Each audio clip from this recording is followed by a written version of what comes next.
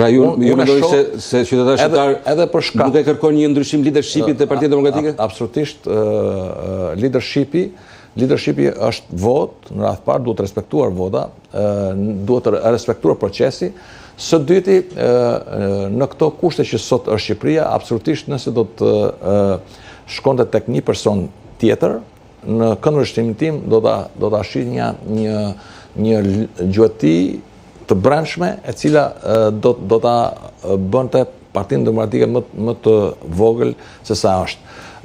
Ajo çfarë është e rëndësishme është për të patur një kryesi, po themi, gjithëpërfshirëse, për të ofruar njerëz me potenciale, dhe ndërkohë për të përballur me këtë regjim ose me këtë diktaturë që realisht është në kushte. Dakor, zoti Mziu, por si perceptohet në sytë e publikut pikërisht largimi i Salianit, tashmë edhe vetoja që bën Partia Demokratike? Nuk e kuptoj pse ka ikur Saliani, sepse për të mos të lënë që të kandidoj, pra si nuk ai prap ka një mundësi, nëse mbledh votat e nevojshme, siç e parashikon statusi, mund të futet të kandidoj. Po nuk besoj që unë bëj mend kur me rifreskimin e listave nuk mundet. Kur piu një kafe këtu te Rogner, të gjitha ato persona të cilët ishin me te, sot asnjëri prej tyre nuk është, sepse e pan se qasjen e tij në raport me PD-n. Në udhëzimin e shpërndarë nga Partia Demokratike për rifreskimin e listave të antarësisë, teksohet se nuk konsiderohen antarë të Partisë Demokratike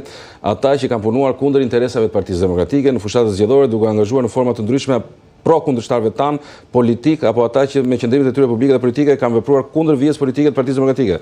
Pra e keni shpallur tradhtar Saliani. Nëse një person, siç jam dhe unë deputet, apo dikush tjetër që ka një post politik, përdor gjithë arsenalin e tij në dëm të forcës politike, absolutisht është i padëshiruar për jo vetëm që nuk ka besim. Faktën deklaratë e Salianit janë për të qenë ti bashkoj demokratët. Nuk besoj se dikush bie fjala, nëse ne të dy jemi, ne nuk do të ne shkojmë qasemi tek një person që kemi besim. Më kujtojnë tani nga regjia, ai ka bërë dhe burr për ju, zoti Mziu, kur them ju për Partinë Demokratike. Po, edhe unë kam bërë burg, po nuk mbaret pastaj se për çfarë ke bërë burgun, apo ku diun ç'e them. Nuk është të thënë që shoh disa që thonë se kemi qenë demokrat, po tani nuk jemi demokrat, pra janë shumë gjëra.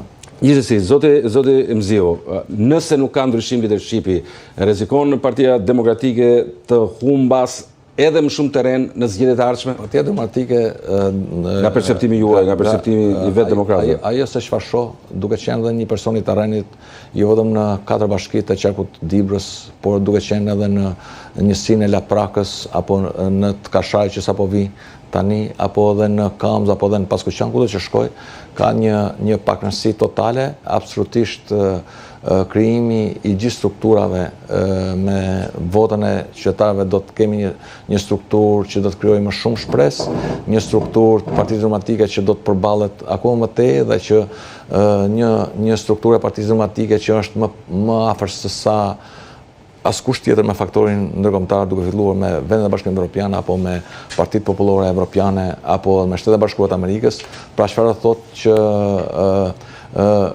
ka bërë një progres të jashtëzakonshëm me standardin që ishte para 2 apo 3 vitesh më parë dhe shoh një kryeministër që ka ngelur i vetëm në kull. Ju e keni parë që edhe kur mbledh grupin parlamentar apo mbledh ministrat e tjerë që intimidon, jam ai personi që ju përmbajtur ju në pushtet, i kërcënon, i intimidon dhe që e ka humbur busullën e tij në raport me perëndimorët, në raport me Shtetet e Bashkuara të Amerikës, me Vendet e Bashkimit Evropian dhe 100% i bindur që ne do të shkojmë në një qeveri teknike dhe që absolutisht Partia Demokratike do të jetë mazhorancë në zgjedhjet e parakohshme që do të zhvillojnë.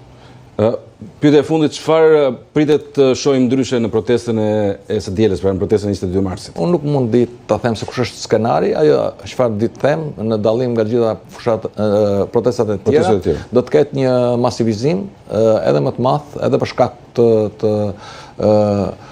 potencialit që të pakënaqësisë qytetare, edhe për shkak të organizimit të Partisë Demokratike. Mos i keni qytetarë se kanë 4 ditë pushim. E fillojnë të premte e mbarojnë të ënën. Absolutisht kthehen ditën e diel dhe ato që kanë qenë për weekend do të jenë pjesë e protestës para kryeministrisë për shembjen e këtij regjimi. Zoti Mziu, ju falenderoj që ishit pjesë e Puls. Ishte kënaqësi. Do të kalojmë në një spot të shkurtër publicitet për të kaluar përsëri në studio.